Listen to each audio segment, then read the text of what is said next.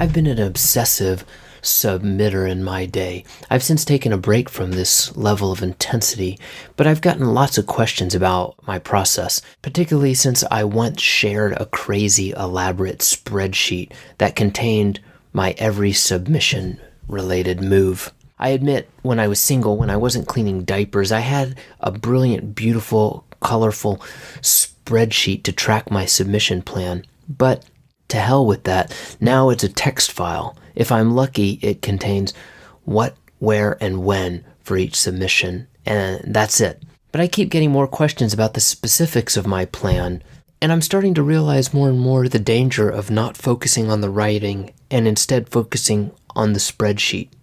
I mean, I totally believe in the submission process, so that's definitely not something to ignore.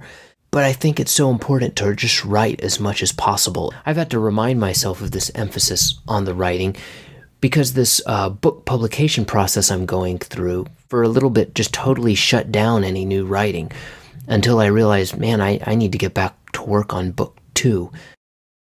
This to-be-published book is totally important to me, so I'm not trying to say that I don't think it's important to focus on those things, but it doesn't mean I should stop my writing.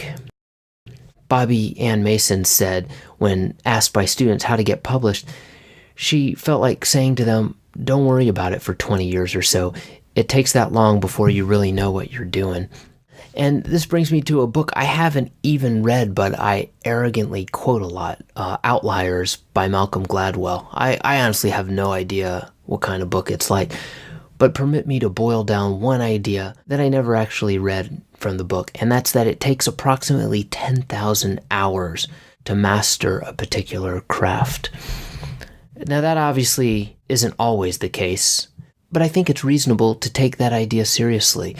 Many great writers did have to write that much, and a lot of people that you think suddenly come onto the scene, when you dig into their history, you'll see that it might be sudden from your perspective, but from their perspective, they were quietly working their asses off until they became suddenly famous. So going back to those 10,000 hours, I mean, think about how many hours that is. That's a shitload of hours.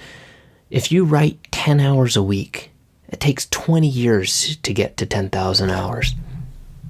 How many hours have you written?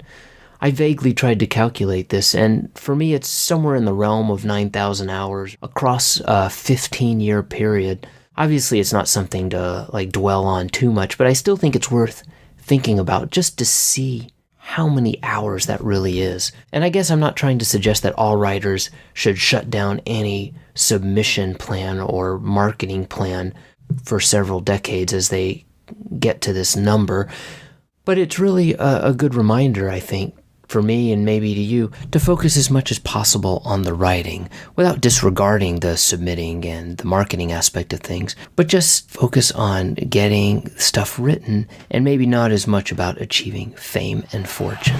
I don't want to oversuggest the whole if you build it, they will come philosophy. I mean, that has some horrible pitfalls to it too, but I would say that I see too much of the they must come and then I will worry about building it mentality, where people focus too much energy on the attention and the accolades that they ought to be getting and not enough on honing the craft itself.